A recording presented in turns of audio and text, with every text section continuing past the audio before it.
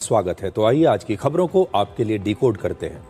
आज हम सबसे पहले प्रधानमंत्री मोदी की देश को दी गई सलाह को डिकोड करेंगे। उन्होंने कहा है कि अब समय आ गया है जब हम अपने खर्चों को कम करें और विदेशी मुद्रा बचाने में देश की मदद करें। और आज के हालात में सही मायने में यही सच्ची देशभक्ति होगी। बड़ी बड़ी अर्थव्यवस्थाओं में यानी बड़े बड़े देशों में भारत दुनिया का अकेला ऐसा देश है जहां पर ईरान युद्ध के बाद भी ना तो तेल के दाम बढ़े हैं अभी तक, ना ही महंगाई बढ़ी है और अभी तक सरकार की तरफ से कोई पाबंदी भी लोगों पर नहीं लगी है। लेकिन प्रधानमंत्री मोदी की अपील के बाद ऐसा लगता है कि भारत के लोगों को भी अब ईरान युद्ध का असर आने वाले दिनों में झेलना पड़ेगा और आप इसकी तैयारी अभी से कर लीजिए। आपको याद होगा कोविड के समय में हमारे देश के लोगों ने अपनी जीवन शैली को बिल्कुल बदल लिया था। तब हमने देश में लॉकडाउन और वर्क फ्रॉम होम का दौर देखा था। उस समय हमारी जान खतरे में थी और अब हमारी जेब खतरे में है। और हो सकता है कि हमारे देश के लोगों को एक बार फिर अपनी जीवन शैली में वैसे ही परिवर्तन करने पड़े। आज हम आपको पूरा एक्सप्लेन करेंगे कि आगे क्या होने वाला है। इसके बाद बात करेंगे निदा खान की, जो नासिक में टीसीएस के ऑफिस में धर्मांतरण का रैकेट चलाने के आरोप में गिरफ्तार हो चुकी है। निदा खान ने अदालत में अपना केस लड़ने के लिए बहुत महंगे और हाई प्रोफाइल वकीलों को रखा है, जबकि उनकी तनख्वाह बहुत कम है। तो इसका मतलब यह है कि इन महंगे महंगे वकीलों को पैसा कौन दे रहा है। अब हमारे देश के कुछ मुस्लिम नेता धर्म के नाम पर निदा खान को बचाने के लिए सामने आ गए हैं। अब इस केस में एक तरफ वो हिंदू लड़कियां हैं जिनका धर्म के नाम पर शोषण हो रहा था उनके अपने ही दफ्तर में, और दूसरी तरफ वो मुस्लिम लॉबी है जो धर्म के नाम पर निदा खान को बचाने में लगी है। और आखिर में आपको सोमनाथ मंदिर की आज की भव्य तस्वीरें दिखाएंगे जहां प्रधानमंत्री मोदी ने आज कुंभाभिषेक किया है। और आज हम आपको इस मंदिर का पूरा इतिहास भी दिखाने वाले हैं और आपको इस पर बहुत गर्व होगा। सबसे पहले मैं आपसे देशभक्ति के बारे में कुछ कहना चाहता हूं। देशभक्ति एक ऐसा शब्द है जिससे आप सब वाकिफ हैं, लेकिन हमारे देश में देशभक्ति को अक्सर हमारी सीमाओं की रक्षा और सेना के शौर्य से जोड़कर देखा जाता है। लेकिन देश के आम नागरिक भी देशभक्त हो सकते हैं। आज हमने देशभक्त शब्द पर जब रिसर्च किया तो पता चला कि अंग्रेजी का एक शब्द पेट्रियोटिज्म यानी देशभक्ति एक ग्रीक शब्द पेट्रिस से निकला है। पेट्रिस से ही बाद में पेट्रियोटिज्म बना है, जिसका मतलब होता है पितृभूमि। और यही शब्द आगे चलकर अंग्रेजी भाषा में पैट्रियट यानी देशभक्त बन गया। पहली बार पैट्रियट शब्द का इस्तेमाल यूरोप में लगभग 16वीं सदी में दिखने लगा और पैट्रियटिज्म शब्द 17वीं और 18वीं सदी में ज्यादा लोकप्रिय हुआ। अमेरिका के मशहूर लेखक मार्क ट्वेन ने कहा था, देशभक्ति का मतलब है हर समय अपने देश का साथ देना, लेकिन सरकार का साथ तभी देना जब वो उसके लायक हो। लेकिन हम मानते हैं कि देशभक्ति सिर्फ सीमा पर दिखाई नहीं जा सकती। आप अपने घर पर रहकर भी एक नागरिक के तौर पर भी देशभक्ति निभा सकते हैं और अपने देश का साथ दे सकते हैं, और वो भी ऐसे में जब आपका नेता, आपकी खुद की चुनी हुई सरकार और देश का लोकप्रिय नेता आपसे खुद ये कहे कि अब समय आ गया है कि आप भी अपनी देशभक्ति देश के लिए दिखाएं। जब से ईरान युद्ध शुरू हुआ है उसके बाद से ही हम आपसे लगातार ये कह रहे हैं कि अब आपको एनर्जी सेविंग मोड में चले जाना चाहिए और देश हित में ज्यादा से ज्यादा ऊर्जा बचानी चाहिए, क्योंकि इस युद्ध के बाद भारत सहित पूरी दुनिया एक बहुत बड़े ऊर्जा संकट से गुजर रही है। अभी तक भारत ईरान युद्ध के बुरे असर से बचा हुआ है और हो सकता है इसीलिए आपने इसे बहुत गंभीरता से ना लिया हो। आपको अभी तक यही लगता होगा कि ईरान युद्ध की जो तस्वीरें आ रही हैं टीवी पर, बस आप वो देख रहे हैं और इस युद्ध का आपके ऊपर कोई असर नहीं पड़ेगा। लेकिन यह गलत है। हमारे यहां अभी तक ना तो पेट्रोल डीजल की कीमतें बढ़ी, ना महंगाई बढ़ी और ना ही आम जनता पर सरकार की तरफ से कोई रोक टोक लगाई गई। लेकिन अब भारत एक नए युग में प्रवेश कर रहा है जहां भारत के 145 करोड़ लोगों को अपने जीवन में कुछ नए अनुशासन लाने पड़ेंगे, कुछ कटौतियां करनी पड़ेंगी और अपनी जीवन शैली में भी बदलाव करने पड़ेंगे। और ये इस देश के नागरिक होने के नाते आपका कर्तव्य भी है और यही समय है आपको अपनी देशभक्ति दिखाने का। आज प्रधानमंत्री मोदी ने पिछले 24 घंटे में दूसरी बार देश के लोगों से 7 बड़ी अपील की है जो आने वाले समय में आपके जीवन में होने वाले बदलावों को दर्शाती हैं। इसलिए आज का जो शो है हमारा, इसे ध्यान से देखिएगा, क्योंकि इस शो से आज से आपको यह पता चल जाएगा कि आने वाले समय में आपके जीवन में कौन कौन से बदलाव आ सकते हैं या फिर आपको कौन से बदलाव अपने जीवन में लाने होंगे। कल प्रधानमंत्री ने हैदराबाद में यही बात कही थी और आज उन्होंने गुजरात के वडोदरा में भी वही अपील आप सबसे की है। तो पहले मैं आपको बताता हूं कि प्रधानमंत्री मोदी आपसे क्या कह रहे हैं। पहली बात, पेट्रोल और डीजल की खपत आप कम करें। हो सके तो मेट्रो से सफर करें, जहां जहां मेट्रो जाती है। अपनी कार और गाड़ी का कम से कम इस्तेमाल करें। हो सके तो कार पूलिंग करें और फिजूल में अपने घर से बाहर बिल्कुल ना निकलें। इससे ईंधन बचेगा। भारत अपना 90% तेल विदेशों से खरीदता है और हम जितना पेट्रोल डीजल ईंधन बचाएंगे उतनी ही विदेशी मुद्रा हमारे देश की बचेगी। दूसरा, 1 साल तक सोना खरीदने से बचें। गोल्ड आप 1 साल तक ना खरीदें। अगर आपके घर में कोई शादी ब्याह है, कोई दूसरा आयोजन है, तो उसके लिए भी अगले 1 वर्ष तक आप गोल्ड खरीदने से बचें। इससे भी विदेशी मुद्रा बचेगी। कैसे बचेगी ये समझिए। सोना डॉलर में पेमेंट करके दूसरे देशों से हमें यहां मंगवाना पड़ता है और डॉलर महंगा होने से सोने के ऊपर जो हम खर्चा करते हैं वो लगातार बढ़ रहा है। तो अगर आप सोना नहीं खरीदेंगे तो हमारी विदेशी मुद्रा भंडार में बचत होगी। तीसरा, कोरोना काल की तरह वर्क फ्रॉम होम करें। अपनी ज्यादातर मीटिंग्स ऑनलाइन करें या फिर वीडियो कॉन्फ्रेंसिंग के जरिए करें। बात वहीं आ गई कि आप जब तक बहुत जरूरी ना हो तब तक अपने घर से ना निकलें। इससे आप कम से कम घर से बाहर निकलेंगे। गाड़ी, पेट्रोल डीजल और बिजली जैसे जो दूसरे खर्चे हैं आपके वो बचेंगे, जिससे देश की ही बचत होगी। चौथा, कम से कम 1 साल तक छुट्टियां मनाने के लिए विदेश ना जाएं और ना ही विदेश में डेस्टिनेशन वेडिंग करें, क्योंकि इससे भी आप अपने खून पसीने की जो कमाई है उसे दूसरे देशों में खर्च कर रहे हैं, जिससे भारत का पैसा विदेशों में जाएगा और नुकसान हमारा ही है।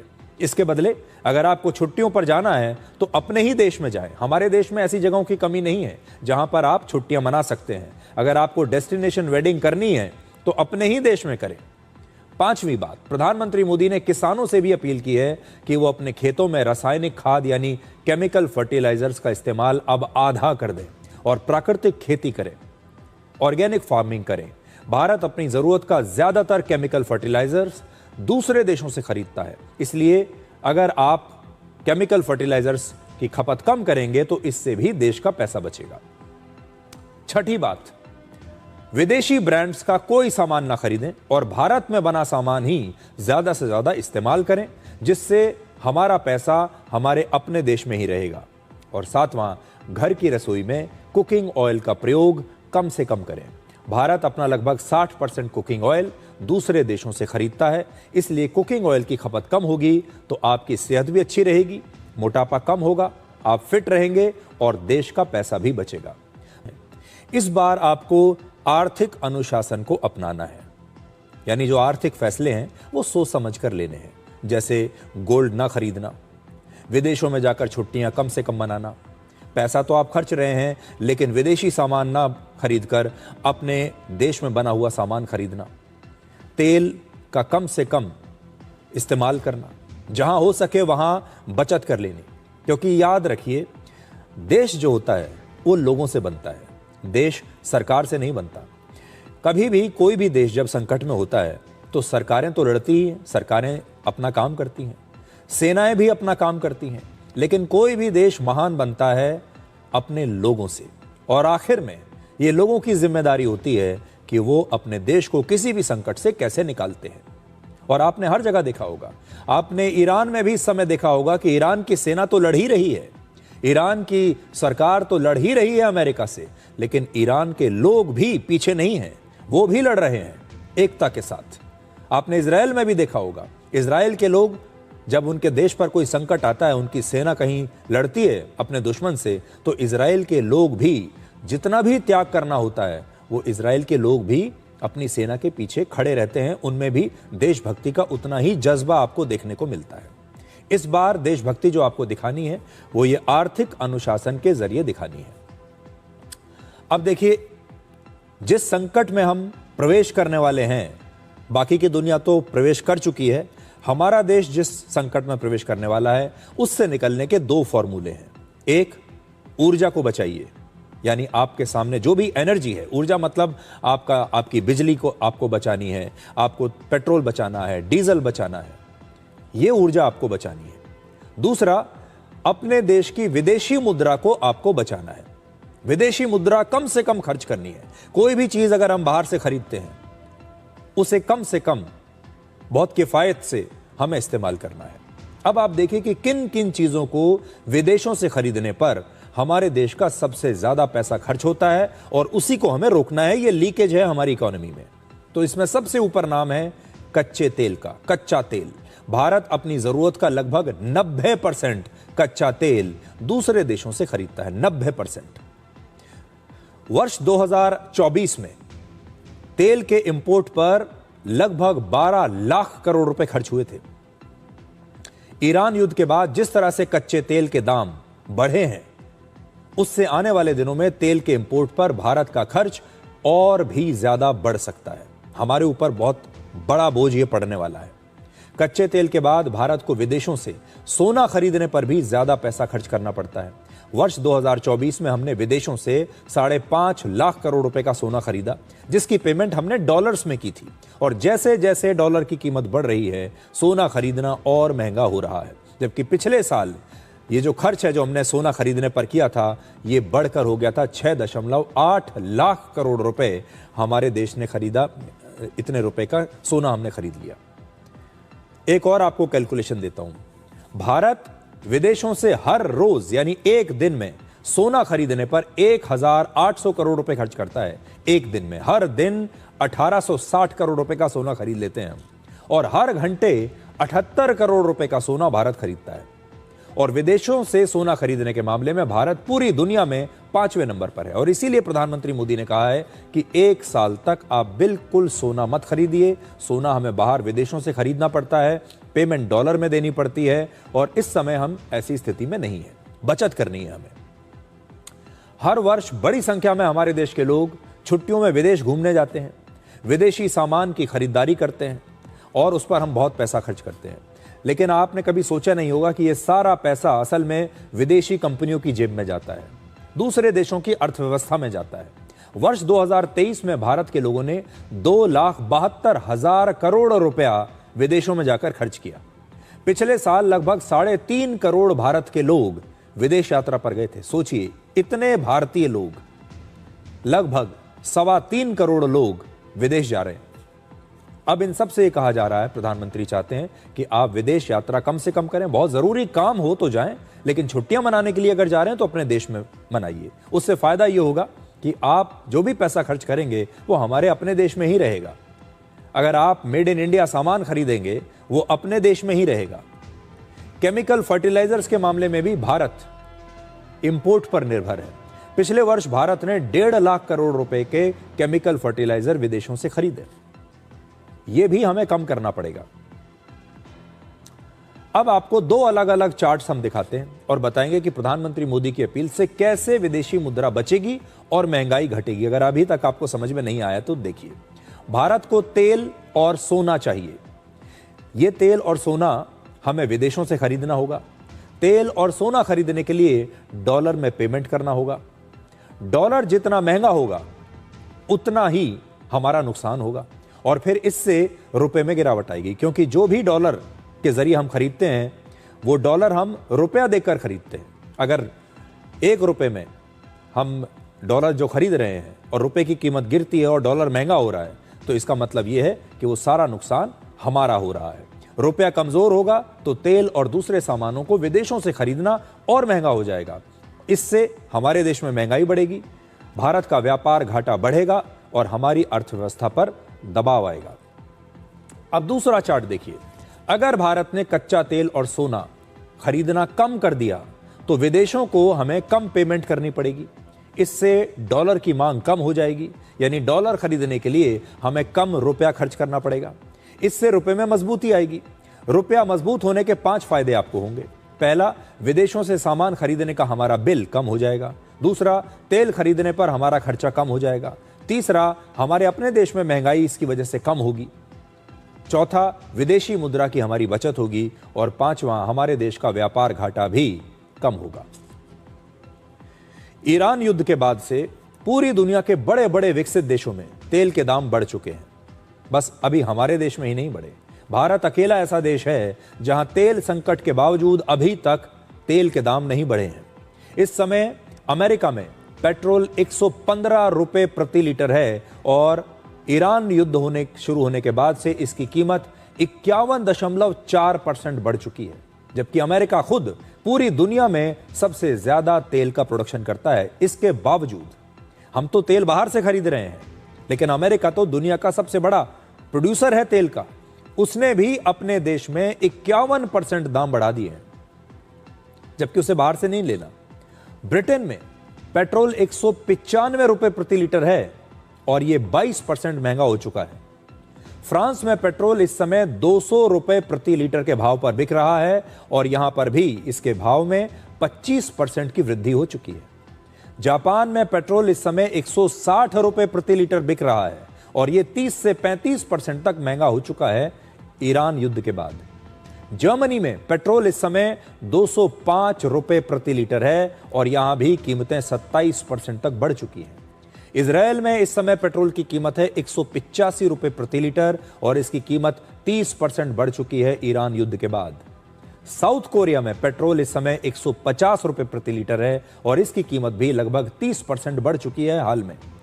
इटली में पेट्रोल 210 रुपए प्रति लीटर है और ये 30% महंगा हो चुका है ईरान युद्ध के बाद। और सिंगापुर में पेट्रोल इस समय है 240 रुपए प्रति लीटर और 28 फरवरी के बाद यानी ईरान युद्ध के शुरू होने के बाद से ये 30% महंगा हो चुका है सिंगापुर में।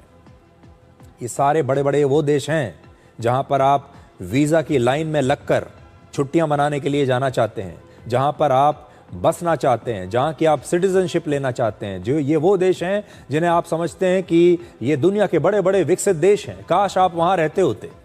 ये वो देश हैं, वहां पर पेट्रोल के दाम आप देख लीजिए। अब भारत देखिए, भारत में पेट्रोल आज भी 95 रुपए प्रति लीटर के भाव बिक रहा है। आप अपने स्क्रीन पर जरा देखिए, भारत बड़े देशों में अकेला ऐसा देश है जहां पेट्रोल आज भी 100 रुपए से नीचे बिक रहा है। 95 रुपए, सोचिए आप। और देखिए एक बार फिर से, 240 रुपए, 210 रुपए, 150 रुपए, 185 रुपए, 205, 160, 200 रुपए, 195, यहां तक कि अमेरिका में भी 115 रुपए प्रति लीटर के भाव पेट्रोल बिक रहा है। और भारत है जहां 95 रुपए में अभी 1 लीटर पेट्रोल मिल रहा है। और अभी तक जो वृद्धि हुई है 28 फरवरी, या 28 फरवरी इसलिए मैं आपको बता रहा हूं, 28 फरवरी को ईरान का युद्ध शुरू हुआ था और 28 फरवरी के बाद से भारत दुनिया का एकमात्र ऐसा देश है बड़ी इकोनॉमीज में जहां पर 0% दाम बढ़े हैं। एक बार भी भारत में ये कीमतें नहीं बढ़ी हैं। तो दुनिया से जरा आप कंपेयर कर लीजिए।